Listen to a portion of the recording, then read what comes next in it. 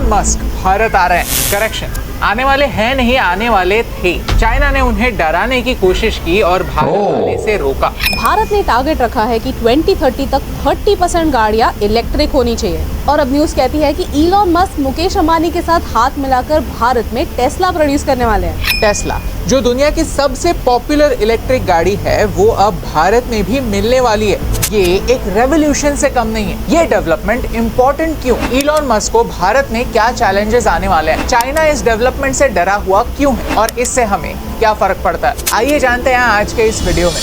Hi, welcome back to my new video. आज की video में मैं रिएक्ट करने वाला हूँ इलॉन मस्क। उसने एक स्टेटमेंट जारी किया हुआ था कि मैं इंडिया में आ रहा हूँ, लेकिन आज ऐसा क्या हुआ कि उसने अपने स्टेटमेंट को कैंसिल किया। तो विदाउट टाइम वेस्टिंग चलिए शुरू करते हैं। चैप्टर 1, चाइना का सबसे बड़ा डर। भारत दुनिया की सबसे पॉपुलस कंट्री है और दूसरे देशों की तरह भारत में भी इलेक्ट्रिक रेवोल्यूशन आने वाली है। ये इलॉन मस्क ने खुद कहा है और इसीलिए इलॉन मस्क भारत आना चाहते हैं। और टेस्ला भारत में कब आएगी, इसका अनाउंसमेंट भी होने वाला है। एस्टिमेट है कि वो भारत में $2 बिलियन इन्वेस्ट करने वाले हैं। जाहिर बड़ी बात है कि इससे चाइना डरा हुआ है। क्यों? इलॉन मस्क के भारत आने से चाइना को क्या फर्क पड़ता है? ये चार्ट देखिए। 2016 तक अमेरिका और चाइना दोनों ईवी के रेस में बराबरी का मुकाबला कर रहे थे, लेकिन 2016 के बाद चाइना ने अमेरिका को बहुत ही बड़ी मार्जिन से पीछे छोड़ दिया है। दुनिया में बिकने वाली 10 में से 6 इलेक्ट्रिक व्हीकल्स चाइना में बनती हैं। इलेक्ट्रिक व्हीकल्स की बैटरी लिथियम से बनती है, जिसकी 70% रिफाइनिंग कैपेसिटी चाइना में है। चाइना की कंपनी BYD टेस्ला को पीछे छोड़ रही है।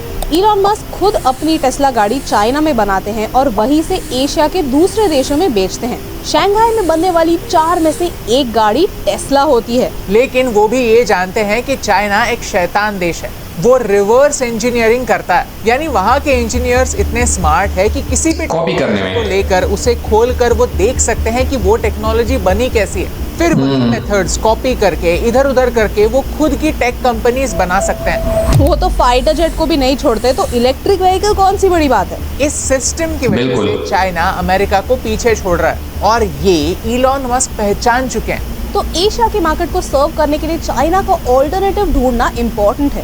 एप्पल ने भी धीरे धीरे अपना प्रोडक्शन चाइना से वियतनाम और भारत शिफ्ट किया है और इलॉन मस्क भी यही करेंगे, इसका चाइना को डर है। प्लस पिछले साल भारत के जम्मू एंड कश्मीर एरिया में बड़ी मात्रा में लिथियम रिजर्व्स मिले थे, जिनका इस्तेमाल बैटरीज बनाने में हो सकता है। चाइना इलॉन मस्क को भारत आने से रोकना चाहता है और उन्होंने इसीलिए अपना प्रोपेगेंडा शुरू कर दिया है। भारत के लोग अनस्किल्ड हैं, सप्लाई चेन ठीक नहीं है और ओवरऑल एनवायरनमेंट बिजनेस के लिए अच्छी नहीं है। ये सुनकर गुस्सा जरूर आता है, लेकिन इन बातों को सुन के डिनायल में चले जाना बहुत आसान है। डिफिकल्ट है उनमें फैक्ट ढूंढना और उससे भी डिफिकल्ट है उन पर सोल्यूशन ढूंढना। हिस्ट्री को देखा जाए तो भारत में फॉरेन कार कंपनियां ज्यादातर फेल ही हुई हैं। मित्सुबिशी, शेवरले, फिएट, फोर्ड, इन सारी कंपनीज ने भारत में गाड़ियां बेचने की कोशिश तो की, लेकिन आज ये हमारे मार्केट से गायब हो चुकी हैं। भारत में बिजनेस करना उतना आसान नहीं है। ऐसे सिचुएशन में फॉरेन कंपनीज लोकल कंपनीज की मदद लेती हैं, उनके साथ जॉइंट वेंचर करती हैं और इसी वजह से चांसेस आर इलॉन मस्क और मुकेश अंबानी साथ आकर टेस्ला भारत ला सकते हैं और ये दोनों पार्टीज के लिए काफी प्रॉफिटेबल भी हो सकता है। टेस्ला आएगा, लेकिन कहां पर? 3 स्टेट्स बड़े ही तगड़े कॉम्पिटिटर्स हैं, गुजरात, तमिलनाडु और महाराष्ट्र। ये तीनों स्टेट्स बड़े पोर्ट हब्स हैं, तो यहाँ बाहर से मटेरियल लाना आसान होगा। तमिलनाडु की बात करें तो पिछले साल देश में 10 लाख ईवी बिकी, जिनमें से 4 लाख सिर्फ इस एक स्टेट में बिकी। चेन्नई, कोयम्बतूर, तिरुचिरापल्ली, मदुरई, सेलम जैसे 5 स्पॉट्स आइडेंटिफाई किए गए हैं, जिन्हें as an EV hub develop किया जा रहा है। On the other hand Gujarat पिछले 13 सालों में एक ऑटोमोटिव पावर हाउस बन रहा है। ईवीज के लिए बैटरीज इंपॉर्टेंट होती हैं। टाटा और सुजुकी 2 कंपनीज हैं जो भारत के गुजरात में ईवी बैटरी प्लांट बना रही हैं। कई सारे स्टार्टअप्स हैं जो बैटरीज, पेरिफेरल्स और चार्जिंग इंफ्रास्ट्रक्चर गुजरात में बना रहे हैं। महाराष्ट्र एक अच्छा कैंडिडेट, क्योंकि टेस्ला भारत में बनने वाली गाड़ियां सिर्फ भारत में ही नहीं बेचेगा, बाहर के देशों को भी बेचेगा। ऑलरेडी भारत दुनिया का 4th लार्जेस्ट ऑटोमोटिव मैन्युफैक्चरर है। चाइना, जापान और यूएसए के पीछे हमारा ही नंबर आता है और इस बात के लिए इंडिया के लिए बहुत बड़ी बात है। इलॉन मस्क भारत में इन्वेस्ट करने वाले हैं। हमें कनेक्टिविटी और कैपेसिटी दोनों की जरूरत है। महाराष्ट्र स्टेट गवर्नमेंट ने कहा है कि वो एक single window clearance system Tesla के लिए बनाएंगे। फॉक्सकॉन और एयरबस दो बड़ी कंपनीज महाराष्ट्र आना चाहती थी, लेकिन ये डील्स फेल हो गई। तो महाराष्ट्र की स्टेट गवर्नमेंट टेस्ला को हाथ से जाने नहीं देना चाहते। हो सकता है कि टेस्ला इन्हीं 3 स्टेट्स में से किसी स्टेट में अपनी फैक्ट्री खोले, या फिर हो सकता है कोई अलग ही स्टेट चुने। आपको क्या लगता है, अल्टीमेटली टेस्ला किस स्टेट में आना पसंद करेंगी? हमें कमेंट्स में जरूर बताइए। चैप्टर 2, भारत एक्साइटिंग क्यों? लेकिन इलॉन मस्क को भारत में इंटरेस्ट क्यों? उनके लिए भारत का मार्केट एक्साइटिंग क्यों? भारत का इकोनॉमिक सर्वे ये भी पॉइंट की बात है। ईवी मार्केट अगले 6 सालों के लिए 49% CAGR से बढ़ेगा। इसी साल 15 मार्च को सरकार ने एक इंटरेस्टिंग अनाउंसमेंट की।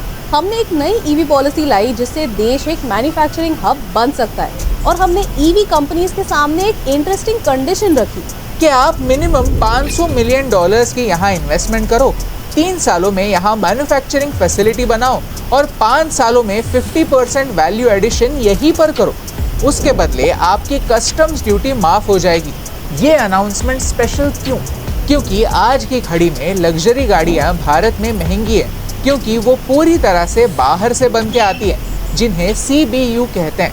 CBU यानी कम्प्लीटली बिल्ट अप यूनिट।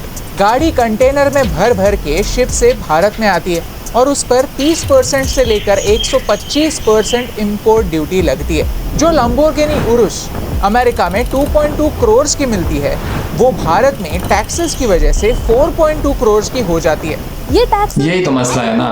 महंगी गाड़ियों को टैक्स लगाकर और महंगी करने के 3 लॉजिक होते हैं। ये प्रोग्रेसिव टैक्स है। जो इंसान 4 करोड़ की गाड़ी बिना लोन के खरीदता है, उसके पास बहुत पैसा है, उसके खाने की मारामारी नहीं है, तो उससे टैक्स लेना एक 15,000 रुपए महीने के कमाने वाले यंगस्टर से टैक्स लेने से बेहतर है।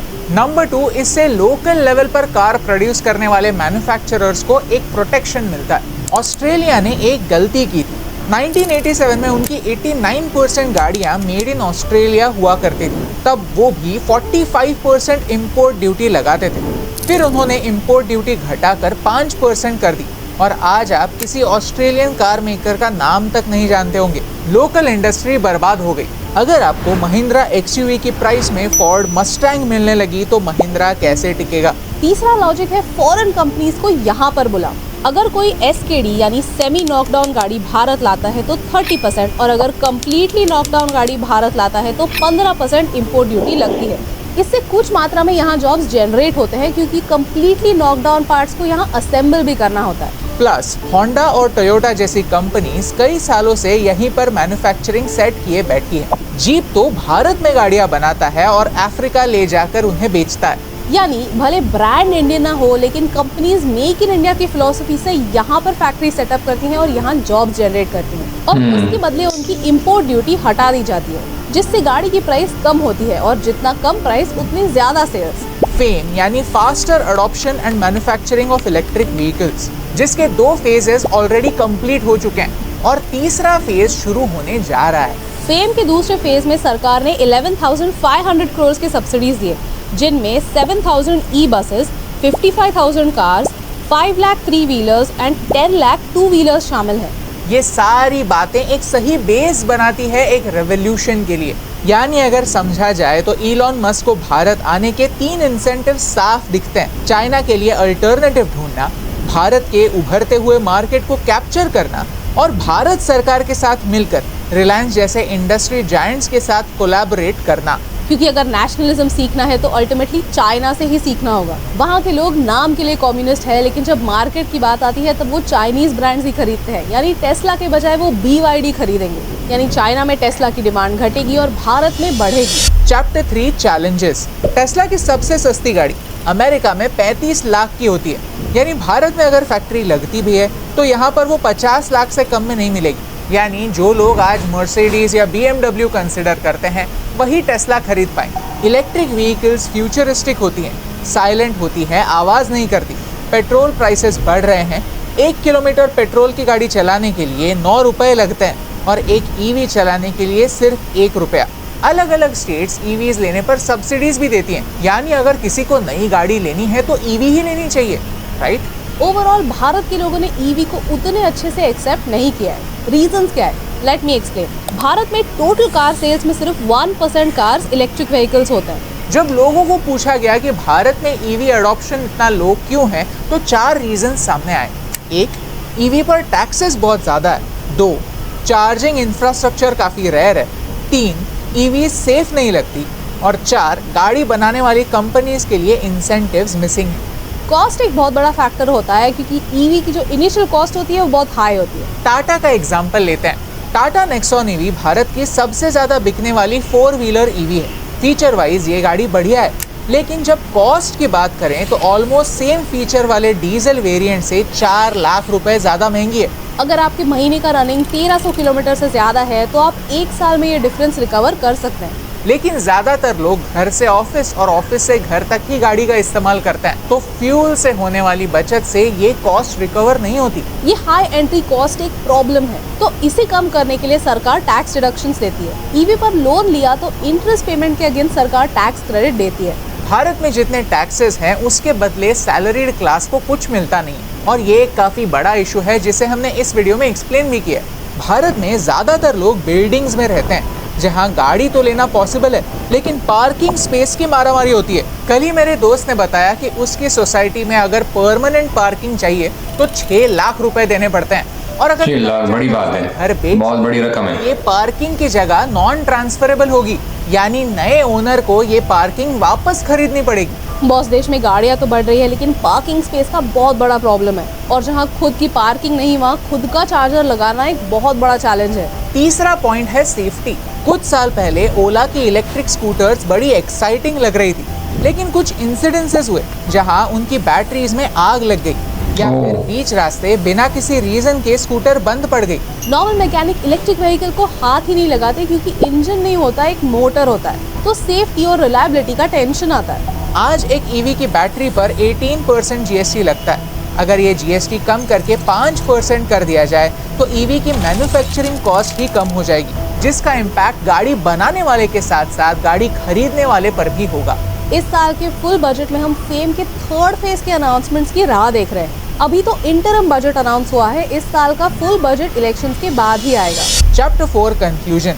चाइना इलॉन मस्क को भारत में आने से रोकना चाहता है। इसका एक और रीजन ये है कि भारत का मार्केट चाइना कैप्चर करना चाहता है। चाइना की BYD कंपनी टाटा को टक्कर देकर भारत का 90% ईवी मार्केट कैप्चर करना चाहती है। तो अगर ग्लोबल टाइम्स का क्रिटिसिज्म 100% सही माना जाए तो चाइना की कंपनीज को भारत आने की कोशिश नहीं करनी चाहिए, क्योंकि हमारे लोग तो अनस्किल्ड हैं, हमारे पास अच्छी सप्लाई चेन्स है ही नहीं, हमारी पॉइंट की बात है, ये भी फ्रेंडली नहीं है।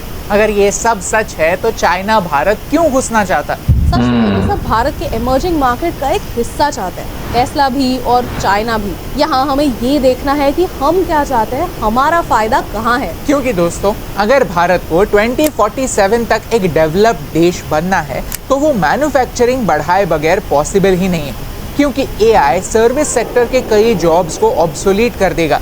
आज की कंडीशन क्या है?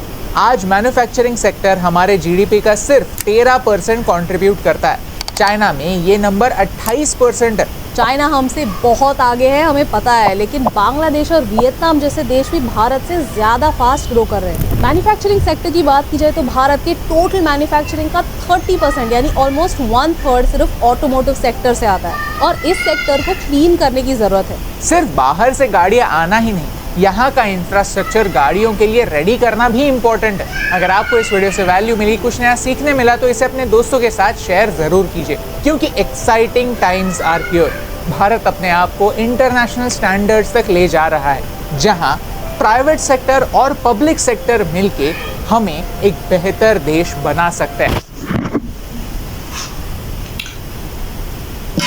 हाँ, बाकी वीडियो काफ़ी ज़्यादा इंटरेस्टिंग थी और काफ़ी ज़्यादा नॉलेज मुझे भी मिली, और इंडिया काफ़ी ज़्यादा फास्ट ग्रो करने वाला ममालिक में शामिल हो गया। ये तो ऑब्वियसली क्रेडिट देना चाहिए इसकी गवर्नमेंट को भी, क्योंकि इसने काफ़ी ज़्यादा इंडिया को ग्रो करने की कोशिश की है और कर रहा है। बाकी इस वीडियो के बारे में आप लोगों का क्या ख्याल है, नीचे कमेंट सेक्शन में अपनी राय ज़रूर दीजिएगा। मिलते हैं अगली न्यू वीडियो के साथ, तब तक के लिए अपना ख्याल रखिएगा। Take care.